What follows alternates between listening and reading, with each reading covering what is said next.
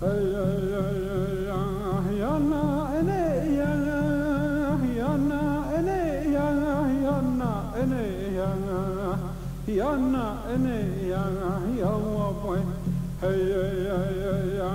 the spring comes again to Big Mountain, the Hopi again plant their crops, and the Dineh again herd their sheep out into the meadows and the hills, as we have done since before the whites came, since long before there were laws written down in books and enforced with weapons of steel.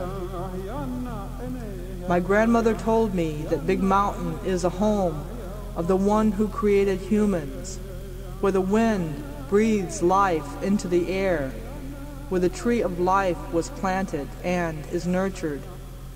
The people live on the land, and the land holds the people. It holds our present, our past, and our future as well. It holds our stories, our songs, and the bones of our ancestors. It is where we have buried the umbilical cords of our newborns, an eternal bond to the earth. The people say that to move away from the land would be to disappear and never to be heard from again. But beneath the soil, the land holds other treasures. To the big corporations like the Peabody Coal Company, the U.S. Congress, the Bureau of Indian Affairs, the Mormon Church, the military leaders who can once again order the guns against our peoples.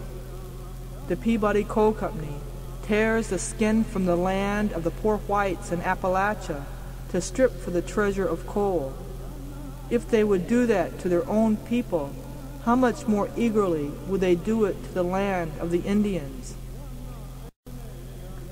They have a law, a new law, to add to the thousands of old laws, and this one may be the worst of all, because it is aimed at the heart of the people. Public Law 93531 says that we are to leave our land, to leave Big Mountain. They say that we must relocate, that we must sell our herds of sheep, the herds of our great-great-grandmothers. They say there is to be no more construction on our lands. They say we must be gone by July 7th of 1986, or we must face the guns of the National Guard. But to move away means to disappear and never be heard from again. In 1890, 300 unarmed Lakota Indians were massacred in South Dakota at a place called Wounded Knee, and the memory lives in the land. In 1973, 300 militant members of the American Indian Movement occupied a part of the Pine Ridge Reservation in South Dakota at a place called Wounded Knee, and the memory is a part of the land.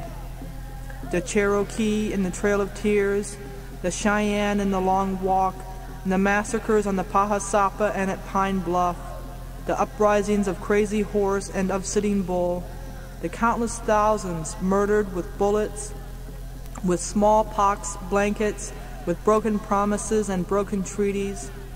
The memories of all of these are a part of the land and live today again at Big Mountain. They say that among the Palestinians, the people do not say, "How are you?" but rather, "How is the land?" And 3 million Palestinians live for the day of return. In South Africa, 23 million black people live on 13% of the land, and the poorest land at that, because 4 million whites claim the rest for themselves and all the wealth beneath it. In Puerto Rico, the land is defiled by the chemical and pharmaceutical companies and by the U.S. military bases, and as with Native women, 1/3 of the Puerto Rican women have been sterilized. But the land remembers the people and waits for them, and the waiting will not take forever. The people at Big Mountain have not moved away. We have not disappeared. We have chased off the federal work crews trying to finish the fence, that would separate the Hopi from Dineh. We are constructing a resistance encampment. We are being joined by AIM warriors and Indian activists from all nations. Every people must decide what it is they will fight for, what is most important for them to survive as a people. The Palestinians and South Africans and Puerto Ricans fight for their land, as do the people of Appalachia, and those in the cities without land fight for what they need to survive, for jobs and housing and food, for justice and for dignity. The Dineh and Hopi fight for Big Mountain, to hold it from Peabody Coal Company and from the National Guard, to hold on to our past and to defend our future. July 6 is the culmination, the last ceremony in a 4-year cycle to prepare for war. Big Mountain is Wounded Knee. It is the Forest Sundance. It is the Trail of Tears and the Long Walk. It is Plymouth Rock. It is the native villages of Guatemala and the fishing villages of the Puget Sound. It is a long and mighty river that is always flowing, and as more people learn of this struggle, it will be strengthened, as a river is strengthened by all the many streams that flow into it on its way to the sea. The Dineh and Hopi will not move away. We will not disappear, and we will be supported in our resistance.